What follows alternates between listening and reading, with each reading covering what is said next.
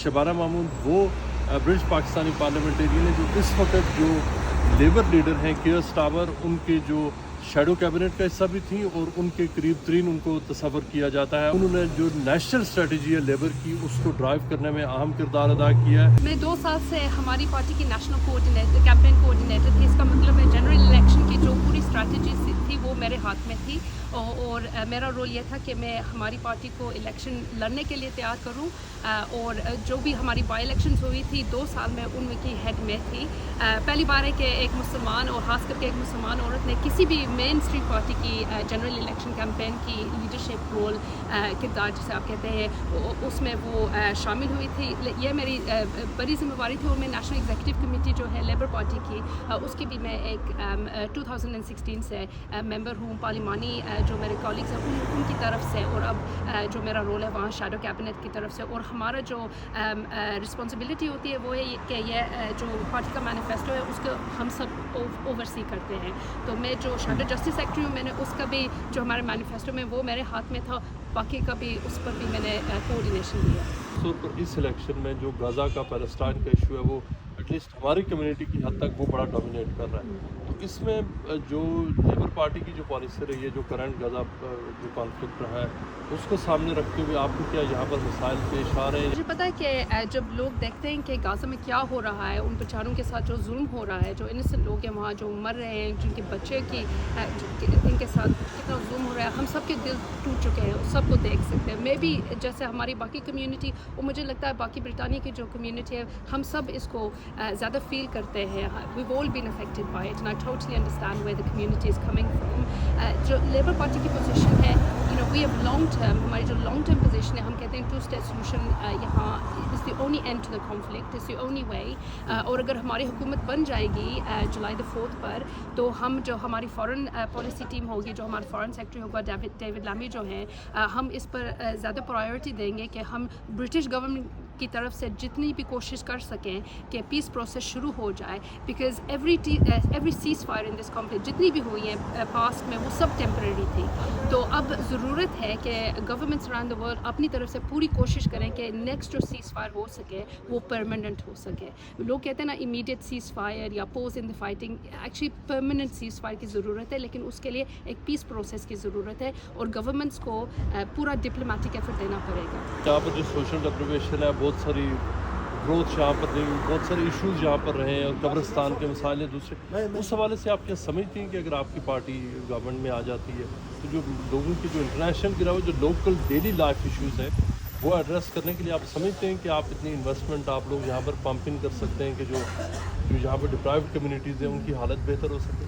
मैं समझ सकती हूँ क्योंकि 14 साल से तो यहाँ की टोरी हुकूमत चल रही है ना, तो मैं लोगों की जो फीलिंग्स है अपने एरिया के मुताबिक, ये जो हम देख रखते हैं कि काउंसिल की फंडिंग कट हो चुकी है, स्ट्रीट्स पर रबिश ज़्यादा होता है, बहुत सारे मसाइल हैं, डिप्रिवेशन जैसे आप कहते हैं that is absolutely true, but that is the result of 14 years of conservative policies जिनकी वजह से हमारे सब जो लोकल बजट हैं वो कट हो चुके हैं। ऑस्टेरिटी टोरी की पॉलिसी थी 2010 से लेके आगे। मैं अपोजिशन में रही हूँ 14 years, मैंने देखा है पार्लियामेंट में कि टोरीज़ ने कैसे इस गवर्नमेंट की इस मुल्क की हुकूमत को चलाया है। तो मैं समझती हूँ अगर लेबर आ जाए तो हमने पहले से अपने जो फर्स्ट स्टेप्स हैं हमने कहा है कि हम इमीडिएटली जो कुछ रिसोर्सिंग है वो दे सकेंगे पब्लिक सर्विसेज को। There will be more doctors appointments, more teachers and more police officers immediately after a Labour government is elected, if we are elected. But after that we do need to fully fund our public services और हमारी कोशिश होगी कि हमारी पहली जो central mission है वो है इकोनॉमिक ग्रोथ। जब तक मुल्क में ज़्यादा इकोनॉमिक प्रॉस्पेरिटी नहीं होगी तो हम आगे से तरक्की नहीं कर सकते और हम अपनी पब्लिक सर्विसेज को पूरी तरह से फंड भी नहीं कर सकेंगे जब तक हम इकोनॉमिक ग्रोथ इस टोरी गवर्नमेंट से ज़्यादा ना अचीव कर सके। तो वो हमारी मेन मिशन होगी। तो इंशाल्लाह अगर हम उस काम में कामयाब होंगे तो फिर हम बाकी पब्लिक सर्विसेज को भी फंड कर सकेंगे। जो इंडिपेंडेंट कैंडिडेट्स हैं खास तौर पर जिन इश्यूज़ को वो टच करें। लुक इट्स अ डेमोक्रेसी, ये एक फ्री डेमोक्रेसी है तो उन सब का हक है। अगर आप इलेक्शन लड़ना चाहते हैं वो लड़ सकते हैं। मैं तो समझती हूँ ये ہمارے ملک کی ایک بیوٹی ہے کہ ہماری ایک فری ڈیموکریسی ہے. So I've got no issue with people standing, having their political right or their say. That is entirely part of the parliamentary process. میرا سب یہ ایک مشورہ ہے کہ لوگوں کو جس طریقے سے آپ کی پولیٹیکل پوزیشن آگے کرتے ہیں نا, اس میں سے تھوڑا سا ایک طریقہ ہوتا ہے جس سے you proceed with respect and you follow the law of the land. I think that what we've seen is some harassment and some hostility and abuse which crosses a threshold, which is particularly designed to intimidate women out of the democratic process, and I don't think that's acceptable.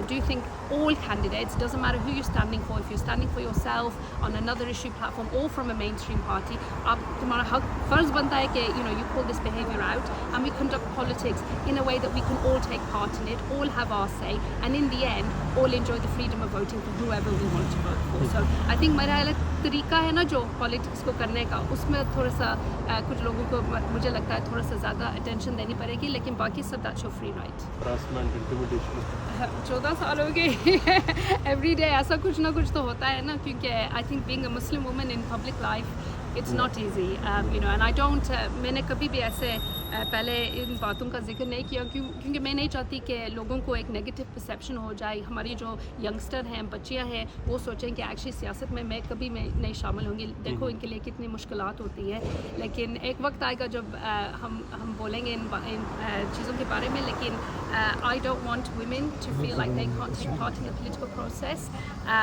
I have always found huge pride and I think it's a tremendous honor to be a representative of an ethnic minority or a faith minority in public life. جب میں parliament میں ہوتی ہوں مجھے احساس ہے کہ میں ایک پہلی مسلمان عورت ہوں جو شیڈو کیبنٹ میں ہوں, جو اگر ہم جیت جائیں میں ایک پارلیمنٹ ایک پولیٹیکل ڈپارٹمنٹ کو خود رن کروں گی انشاءاللہ, اگر ہم جیت جائیں اور میں جیت جاؤں.